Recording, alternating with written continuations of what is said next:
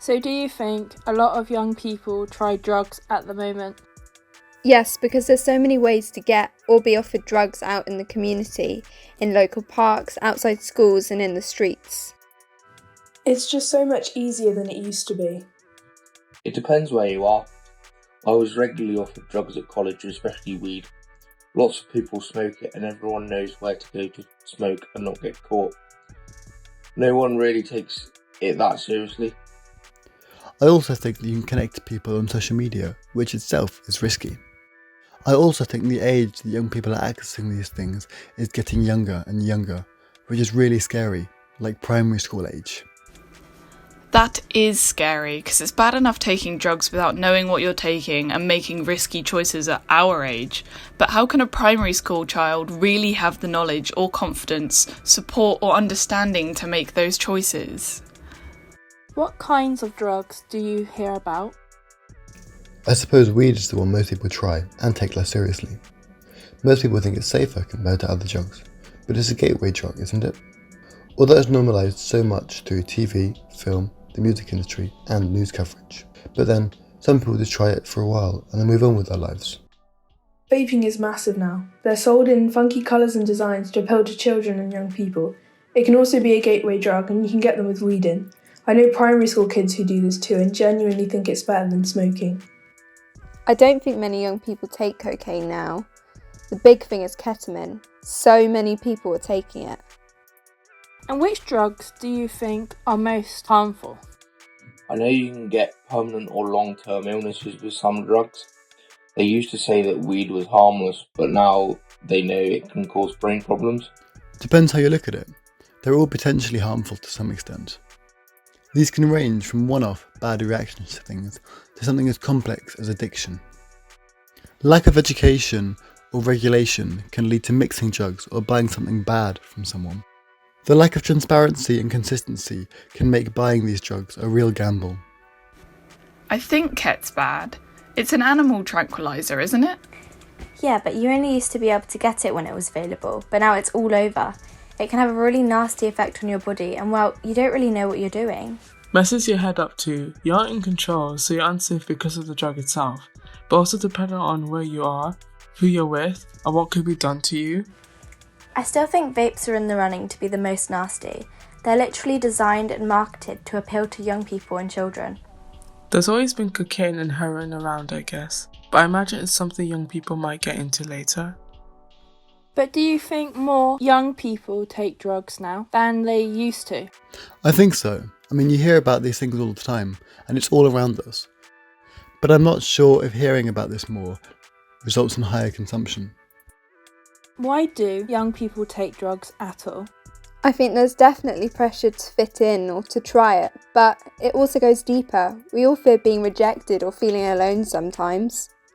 I think some of it is boredom and curiosity.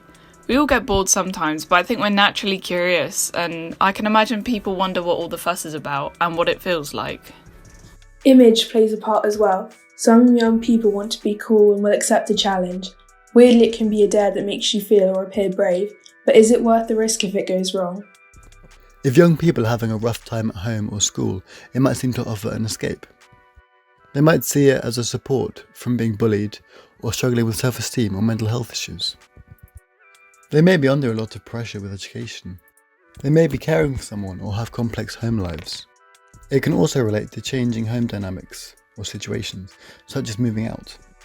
Even in relationship problems or family arguments, there are so many situations where any of us want to escape sometimes. I can see it might offer an alternative, but there's always a price to pay. It's not offering a permanent fix, so it can't be a real solution. Is drug use a bigger problem in cities, though? People assume it's only a problem in towns and cities, but to be honest, I live in a nice village in the middle of nowhere. Transport isn't great, and there's a group of young people who gather all the time and you get anything, and I mean anything. So would you say it's hard to get hold of drugs then? There's always someone, or someone who knows someone. In my village, a big group gathers around the sellers. Some are local, some aren't, but they all hang out as friends. They don't cause trouble as such, so they don't get moved on. The rest of us all know what's going on, but we prefer to stay on friendly terms in case it gets awkward.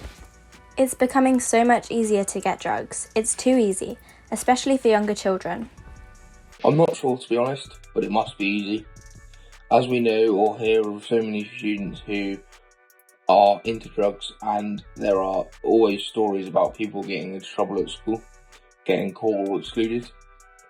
I find that schools try and keep it quiet because they are worried about what people will say or think about the school's reputation. The problem is we don't get enough education around drugs or alcohol in terms of why or how they can affect us and what we should do if we need help or advice. Do you think some young people are more at risk from doing drugs than others? Those going through mental health issues must be especially vulnerable because they are feeling low and not as strong as they usually are. It's much harder to make good choices.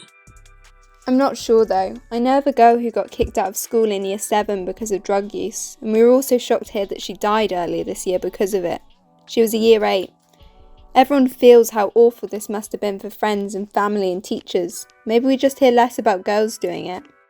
There's also that date rape drug, isn't there? So I think some older girls are more at risk and don't have alert friends around them who know how to keep themselves safe and each other safe.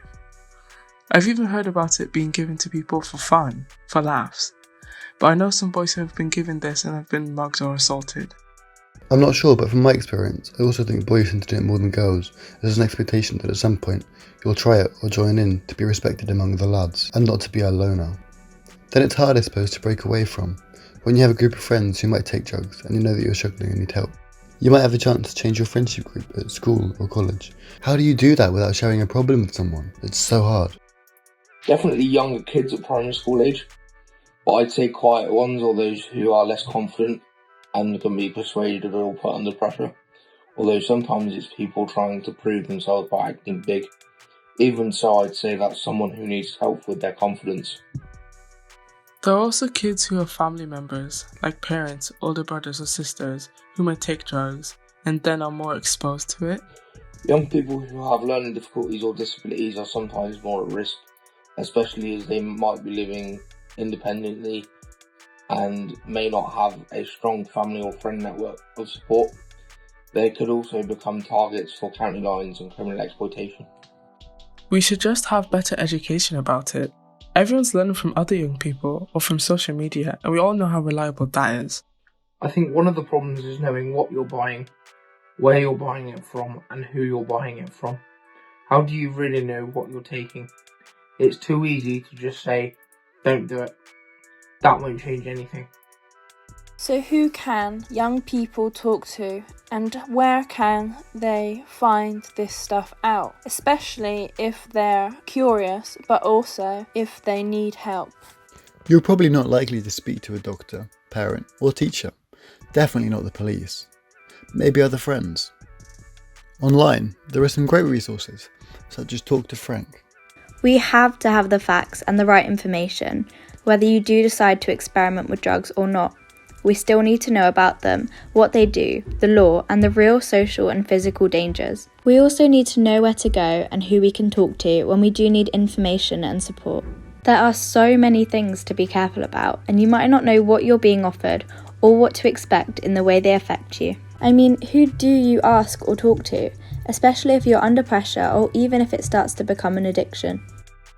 We all think we know some stuff, but we may not know all the facts about the effects of different kinds of drugs on our bodies and the risks involved.